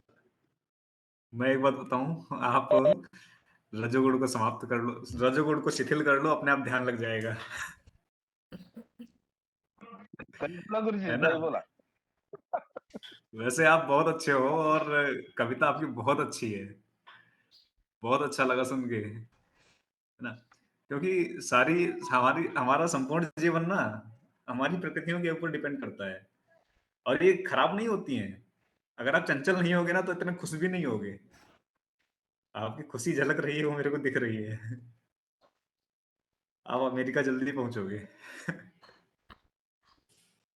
चलिए जी सर, सर। बहुत अच्छा सेशन रहा आपका, एंड रिलैक्सेशन तेंदुलकर सर, आप टेक्निक वाज अमेरिका वेरी पहुंच गुड। जाओगे। बहुत धन्यवाद जी, बहुत सारी जानकारी आपने हमें प्राप्त करवाई, इसलिए बहुत बहुत धन्यवाद। जी सर, मुझे एक जी क्वेश्चन है, बहुत बेसिक क्वेश्चन है कि जैसे आप गाइडेड योग निद्रा करा रहे थे हमसे, तो जी मीन वाइल अगर अपने को नींद आती है तो इज इट करेक्ट और नॉट? करेक्ट, मतलब क्योंकि हम उस समय पूरा वो रिलैक्सेशन है ना। यस, लेकिन आप मतलब वो पूरा हम सुन नहीं पाते फिर, अगर हम वो टोस से क्या शुरू करते हैं और इन बिटवीन ही अगर अपन नींद लग जाती है, तो एंड तक वो उस गाइडेड मेडिटेशन हम सुन नहीं पाते, तो फिर इस आप वो आपको फील हो रहा है, आप नहीं सुन रहे हैं।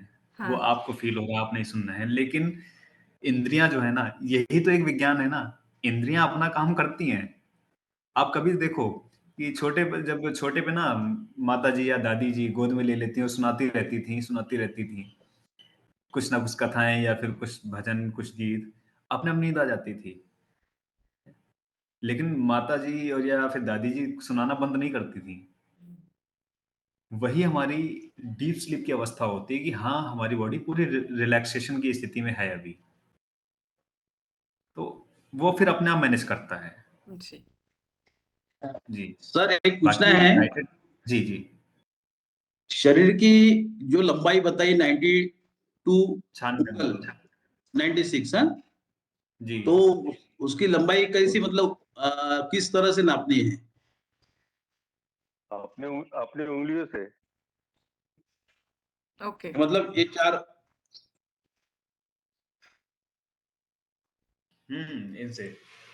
किस तरह? ये हाँ, ये मैंने भी कहीं से ही सुना ही था और मैंने अपने ऊपर चेक करके देखा था, तो मैं करेक्ट पाया मैंने, इसीलिए मैंने आपको बताया।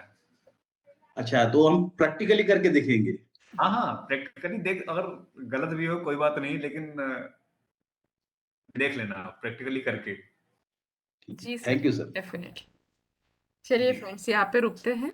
Thank you so much sir, once again, बहुत अच्छा सेशन रहा आपका। जी, और बहुत-बहुत धन्यवाद, यस आपने मौका दिया, इससे बड़ी बात मेरे लिए कुछ नहीं हो सकती है। यस यस, आचार्य जी ने आपसे इंट्रोड्यूस कराया, चंदन कुमार सर का हम सेशन आचार्य रखने सर, वाले थे। मैम मैम, जी एक आचार्य जी से मेरे को क्वेश्चन पूछना है। हाँ आचार्य बोलिए। जी, सीरियस, मेरे को आपका जो आचार्य हरिओम नाम है, एक्चुअली आप नाम है कि इसके साथ और दूसरा कोई नाम है, कि उपाधि है ये? जी, जी। धन्यवाद। सर आपका नाम ही हरिओम है कि और कोई नाम है, ये उनका क्वेश्चन नहीं, नहीं, नहीं, नहीं, है। नाम ही हरिओम है। Okay okay okay, thank you sir. Okay, चलिए सर, यहाँ पे रुकते हैं। Thank you once again sir, okay, thank you. Thank you very much to all. Thank you all of you. अपना नेक्स्ट सेशन 1:30 बजे रहेगा। Okay, okay. चलिए, thank you. आज नहीं था ना okay ma'am? Madam. Second America किसको थर्ड चलना सेशन है? नाही था ना आज? सर आपलं इव्हिनिंगचं सेशन नाही आहे, 3 वाजताचं. 1:30 ते 3 अच्छा वाजताचं जे सेशन आहे ते आहे, जे ॲक्युप्रेशरवर राहील. डॉक्टर अमित सरांचं आहे ते. ठीक आहे. बरोबर. 1:30 वाजता मॅडम? 1:30 ते 3चं सेशन आहे. संध्याकाळचं जे सेशन होतं ते नाही आहे. अच्छा ठीक ठीक. ठीक आहे. ओके, चलिए, थैंक यू. Thank you. हाँ, बेंडुकर सर, अमेरिका